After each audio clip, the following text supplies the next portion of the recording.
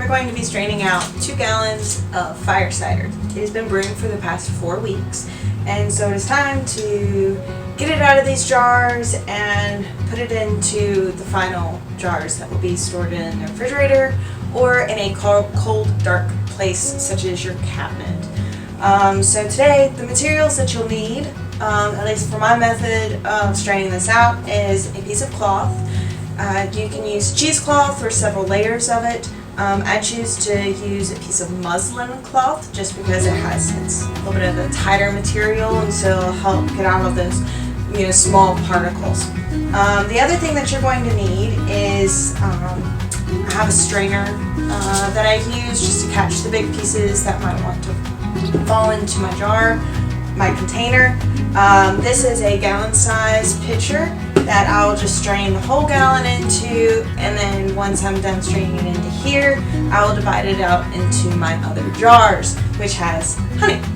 So first things first, let me grab my gloves because we're dealing with hot peppers and straining it out.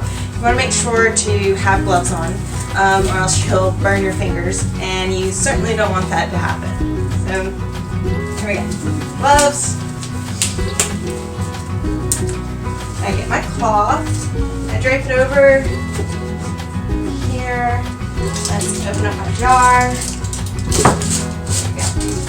Which has a piece of parchment paper on it just to protect the lid and to make it make getting the lid off easier.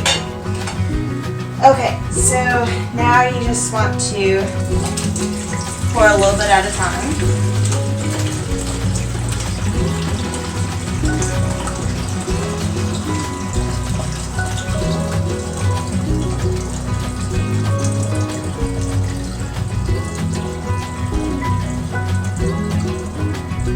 Starting to smell kind of spicy in here.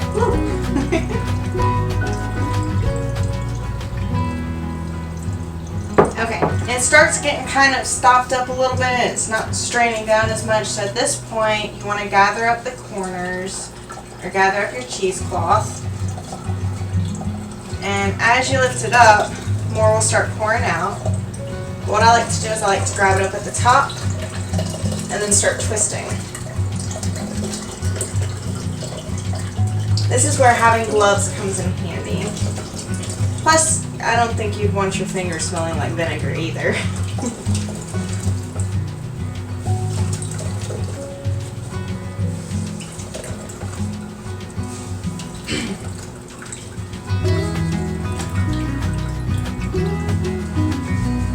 Now, after you got that squeezed out, I keep a bowl here and I just put all the scraps into there.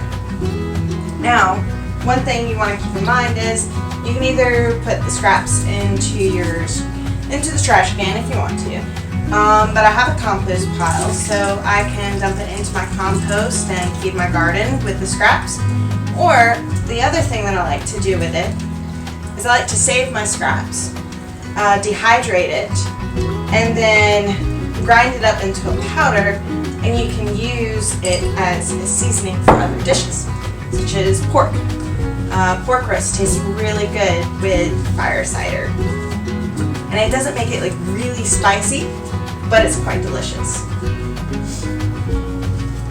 So gather up your corners.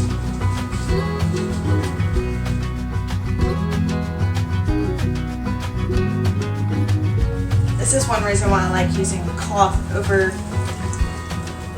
cheesecloth, is because I can really squeeze out all those juices.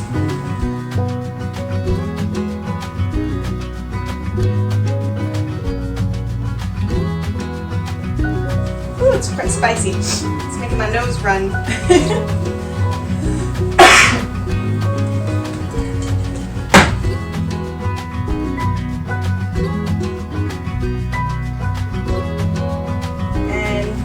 I don't know if you can see, but it did catch some pieces there, so I'm glad I had my little mesh strainer there. I'm just going to set this to the side, and we'll go to the second part.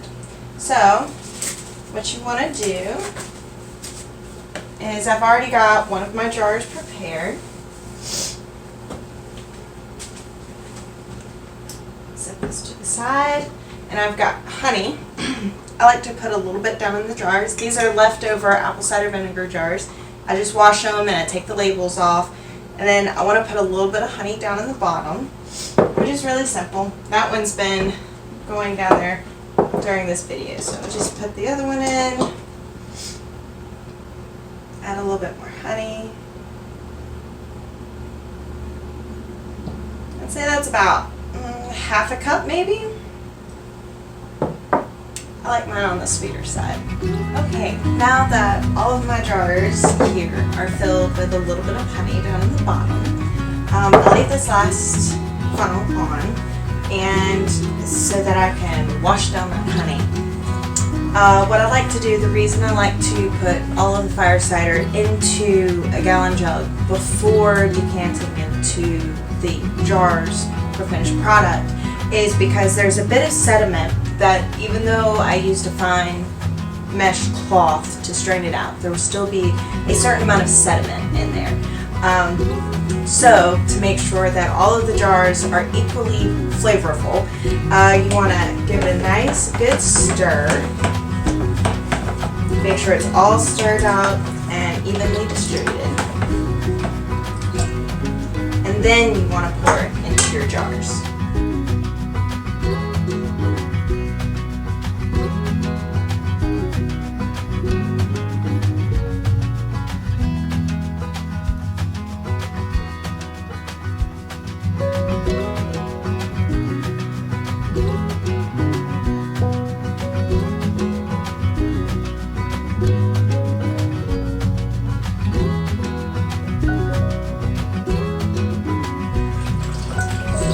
Oopsies. There's still a bit of liquid in there. I'm going to save the rest for later. So, since that is done, all you have to next, got a little bit of pepper. You want to wipe down your jars. You want to place a lid on, and then give it a good shake. So in come in over a few hours or over the evening, and just give it a little bit of a shake, and then once the honey is all mixed through, then you can store it away. Always make sure to label your jars with the date you decanted in. You probably want to say whether it has honey or not. And so there you go. You just store it away, and it is good either on the counter, preferably out of the sun, in a cabinet. I prefer to keep mine in the refrigerator because no one likes to take warm fire cider. So there you go. Cheers to good health.